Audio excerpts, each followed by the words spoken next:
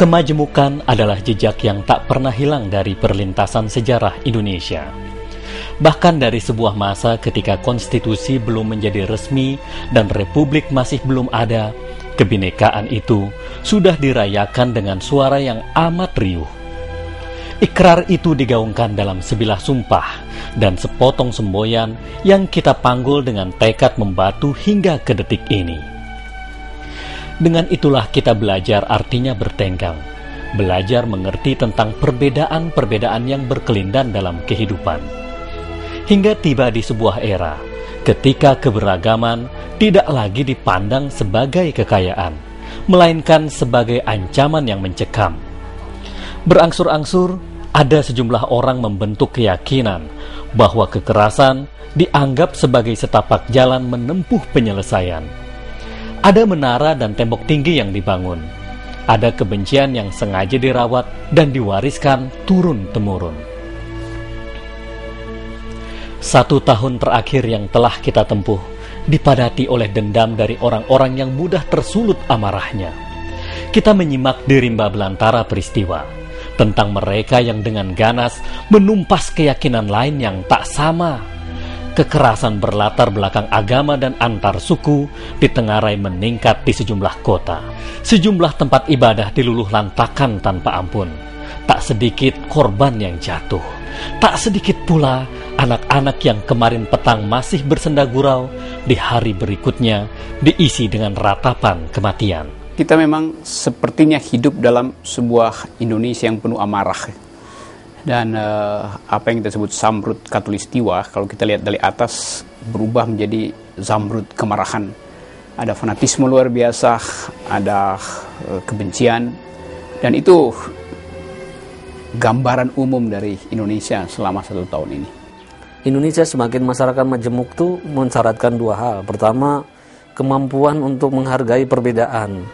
Dan itu pada level budaya yang begitu beragam di Indonesia, setiap kelompok-kelompok budaya, kelompok agama, etnis harus mampu menerima perbedaan itu secara damai. Nah, sikap kedua adalah meskipun secara budaya beragam, tapi kita harus mencari titik-titik persatuan secara politik, titik-titik pertautan secara politik. Nah, kita tidak dibiasakan untuk berteman sebagai warga negara. Kita menganggap sesama warga negara sebagai musuh itu, dan permusuhan itu kemudian kita eksploitasi dengan harapan agar supaya kita menjadi benar, dan kita paksakan kebenaran itu melalui kekerasan. Kita harus bersatu dalam dasar negara yang sama. Kita harus bersatu dalam konstitusi. Kita juga harus bersatu dalam penataan aparatur negara dan lain-lain. Negara tak sepatutnya diam. Negara tak sepatutnya membiarkan. Lembaga penegak hukum barangkali selama ini terlalu lama memberi ruang bagi kekerasan, hingga radikalisasi terjadi dan toleransi hanya berhenti menjadi slogan dalam ruang-ruang sunyi. Apa boleh buat, sebagian kecil kita terlanjur akrab dengan kekerasan. Yang barangkali perlu diingat adalah membiarkan penganiayaan terjadi sama artinya dengan kejahatan itu sendiri. Membiarkan kekerasan terjadi sama artinya dengan persetujuan terang-terangan atas kejahatan yang tengah dipentaskan di atas panggung sejarah. Mestinya negara kita harus berdiri kokoh di dalam landasan republikanisme, dalam arti menjadi negara persatuan yang mampu mengatasi paham perseorangan dan paham golongan. Negara kekeluargaan yang bisa mengayomi semua orang, berada dalam posisi yang netral, yang disebut dengan the principle of equalative neutrality. Negara harus netral, berdiri seimbang terhadap semua kekuatan politik.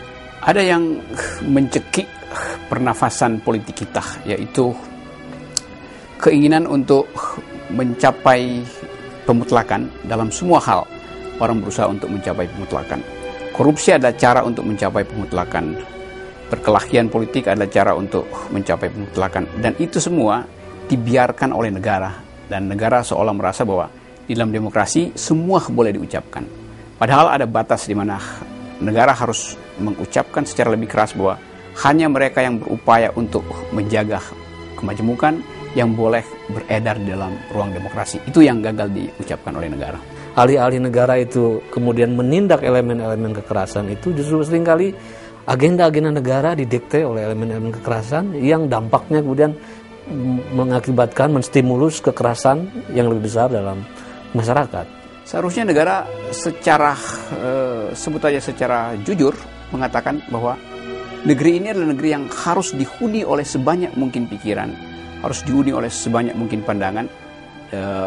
Lebih jauh lagi, para pemuda justru yang paling jernih melihat potensi konflik kalau kita tidak sejak awal memastikan bahwa kita hanya berbangsa satu, kita hanya bertanah air satu, kita hanya berbahasa satu, kita tidak beragama satu, dan kita tidak berpandangan hidup satu. Itu sebetulnya keindahan demokrasi yang sudah pernah kita peroleh jauh sebelum proklamasi diucapkan. Kita masih mendengar suara parau dari anak-anak yang tak pernah mengerti mengapa peradaban mesti diisi dengan kisah-kisah pilu dan kepedihan-kepedihan yang menyayat. Kita masih bisa mendengar dengan sangat jelas kegeraman dari mereka yang merenggut kearifan yang diwariskan para pendiri republik di masa silam. Tentang sebuah rumah bersama yang damai. Tentang sebuah rumah bersama bernama Indonesia. Lantas, kemana kini kita akan bergerak mengayun langkah? Negara harus berpihak pada akal sehat, yaitu pandangan bahwa di negeri ini setiap warga negara punya hak yang sama untuk mengucapkan pikirannya. Negara tidak boleh berpihak pada satu kelompok yang kendati mayoritas, tapi berupaya untuk menjaga kemajemukan ini dengan menganggap bahwa mayoritas bukan berarti memonopoli kebenaran. Pada level masyarakat sendiri memang harus memperkuat kembali pertautan kultural, dialog budaya yang intens, pergaulan solidaritas sosial yang lebih, jejaring sosial yang lebih perkuat. Otoritas negara harus berdiri pada landasan konstitusionalisme yang kokoh, standarnya tunggal, siapapun yang melakukan ekspresi kekerasan, ekspresi pemaksaan kehendak, negara harus berada dalam posisi yang tidak berkompromi terhadap ekspresi kekerasan seperti itu.